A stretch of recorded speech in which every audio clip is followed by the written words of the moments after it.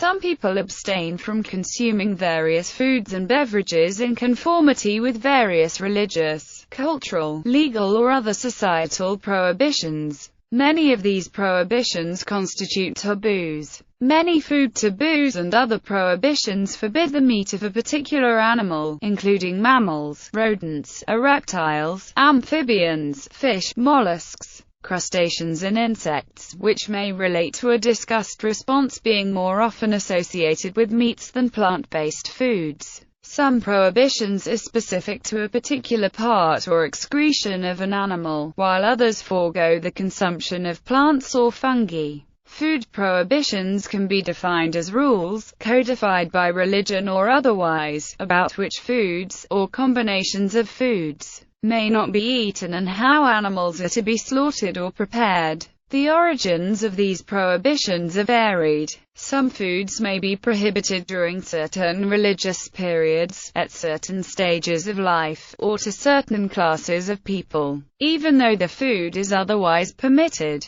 Causes: various religions forbid the consumption of certain types of food. For example, Judaism prescribes a strict set of rules, called kashrut, regarding what may and may not be eaten, and notably forbidding the mixing of meat with dairy products. Islam has similar laws, dividing foods into haram and halal. Jains often follow religious directives to observe vegetarianism. Hindus do not eat beef, and some Hindus apply the concept of ahimsa to their diet and consider vegetarianism as ideal, and practice forms of vegetarianism. In some cases, the process of preparation rather than the food itself comes under scrutiny. For instance, in early medieval Christianity, certain uncooked foods were of dubious status. A penitential ascribed to Bede outlined a penance for those who ate uncooked foods, and Saint Boniface wrote to Pope Zachary asking him how long bacon would have to be cured to be proper for consumption. Aside from formal rules, there are cultural taboos against the consumption of some animals. Within a given society, some meats will be considered to be not for consumption that are outside the range of the generally accepted definition of a foodstuff. Novel meats, i.e., animal-derived food products not familiar to an individual or to a culture, generally provoke a disgust reaction, which may be expressed as a cultural taboo. For example, although dog meat is eaten, in certain circumstances, in Korea, Vietnam, and China, it is considered inappropriate as a food in Western countries. Likewise, horse meat is rarely eaten in the Anglosphere, although it is part of the national cuisine of countries as widespread as Kazakhstan, Japan, Italy, and France. Sometimes food prohibitions enter national or local law, as with the ban on cattle abattoirs in most of India, and horse slaughter in the United States. Even after reversion to Chinese rule, Hong Kong has not lifted its ban on supplying meat from dogs and cats, imposed during British colonial rule. Environmentalism, ethical consumerism and other activist movements are giving rise to new prohibitions and eating guidelines.